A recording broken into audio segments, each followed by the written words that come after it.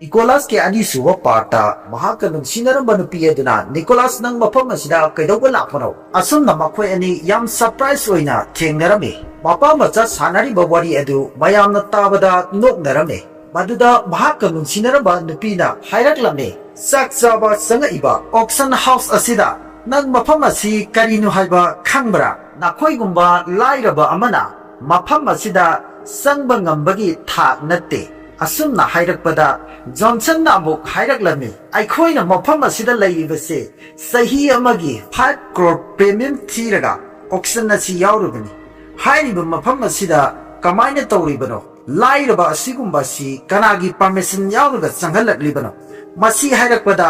auction lauriba nupi aduna kana lay hai security sing changakliba lairaba asi pharaga mapanda tanthokho asumna hairakpada angang aduna ngaikho aige papa se auction nama lauge haina changakpani madu hairakpada dupi aduna nongladuna hairaklamni Nicholas nangna yone haibabo nangi nutigi thabak suwada lipa furitura natraga nangi mallaba khumuktu oigadoribra madu natana karino nangna yondorise masi hairakpada miyamna noknarame matamda angang aduna natte noina hairibasing adu Papana ngasi yongadoribasi mamal atangba khazana amani madudagi Johnson hagutuna lairaba noina karaidagi atangba khazana no nakhoi mafam masida matam mahanganu nakhoi sakhro yamna thuna masi hairakpada Nicholas na machanupabu puduna satnanaba tawraklame matamduda auction yawba lakpa nupa amana ngaikho nakhoi chatkiba yaroi Karino nakoina yongani haina taurambadu aikoida khanghalamdana chatpa yaroi matamduda nupi amasu hairaklambi hoine kari potpu yaurige lairaba nangna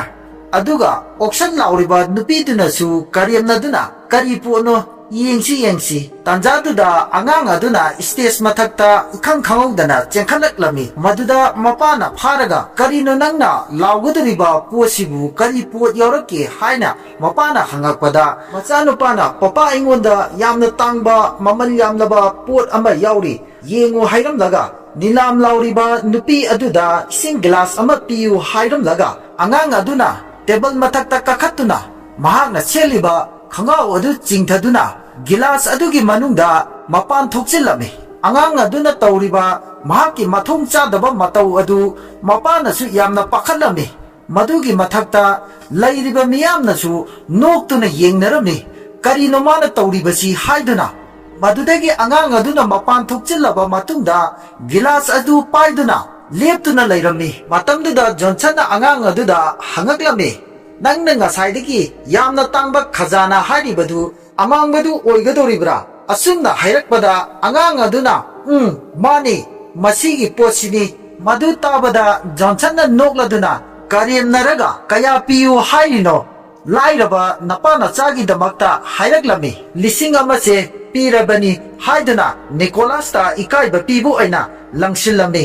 adubu angang aduna lising na yaroi hairaklammi madudagi Johnson na amuk kariamnaduna phare Lising tara si pibirage nungaitre haiduna amukasu Nicholas ta langsinduna ikaiba pirami maduda sundatana Johnson na mana pairiba paisa si yumda puwada yamna nungairaroi makhoigi khanbada hairaga paisa du amuk loina langsilami maduda Nicholas na Johnson gi mataudu ubada yamna saunglami matamduda angang aduna hairaklami lising tarana ising asi lawba yaroi hairakpada Johnson na nangi ising amangbasi lupa kaya piu haina hanglakpada angang aduna 10 crore haina hairaklamni madudagi angang aduna hairibadu mapa amadi miyamna tabada pungak ngaknarami maduda sunatana yamna nongnarami nangi ising amangba aduda 10 crore piduiba haiduna noknarami matamduda angang aduna amuk khumlaklami ising asi arai achamba ising nate ising asi thakpa matamda miyoiba adu hanurambadagi naha oithorakadoribani masida sunatana hakchangda laiba laina tina khudingmaksu loina phakigadoribani haiduna miyamda khanghanba matamda shoibadagi ising adu nupidugi manakta khara tasilaklami madugi thong adu pendraduna Rose yamna sauraduna Johnson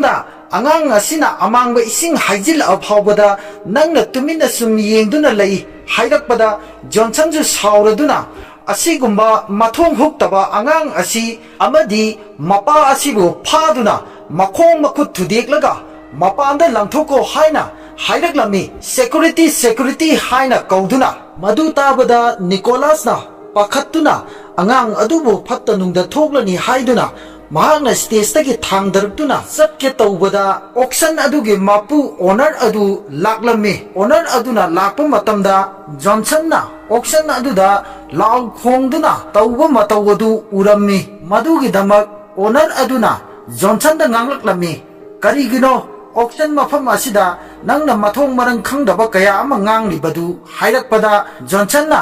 aina nate thogalibasing asi masida leiriba nupa asina thohanba ngaktani hairaklammi matamduda auction adugi mapu hanubi aduna ising khorangi hairaklammi madu tabada Johnson Rosta madam gi ising khara pibiruso hainaringaida owner adugi helper worker aduna angang aduna pairiba ising glass adu lauduna owner aduda pithaknaba pirammi auction adugi mapu adusu karino haibadu khangdabanina ising khorangbagi mayaina hairiba amangba ising adu thakhirami maduda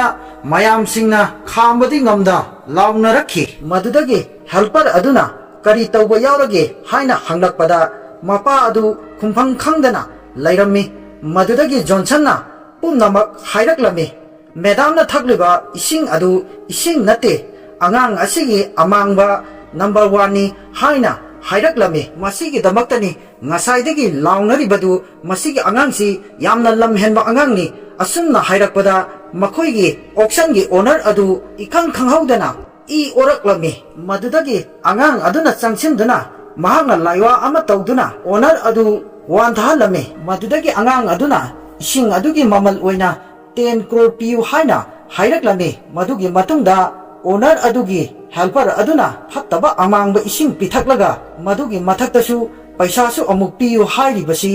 nangisi aikhoibu usitribra haina hairaklammi madu hainaringaida hanubi adu I orambadagi wandaduna laikhirami madu ubada Johnson chu yamna sauraduna angang aduda collar pairaga nangna ngasai haibadadi hairiba isingsi thakpada hanurambadagi naha oirakani narambadagi anaba punamak phagalakani hairaga madugi ona tainabada aikhoigi madambu nangna hale asumna hairakpada hanubi adugi helper aduna aikhoigi madambu nakhoina halabanina nakhoi anisu sienba yaroi hairaga security singbu kaurammi madu kaubada Nicholas na angang asidadi tawbiganu madu pumnamak aina daita logjage hairakpada angang adu wakhalama tawraklammi aigi papase aibu yamna nungsiba mali haina khanduna lairammi tanjaduda ikhang khangaudana hanubi adu mawong amada hingalaklammi madu ubada mayam pumnamak pungak ngakna yengnakhirammi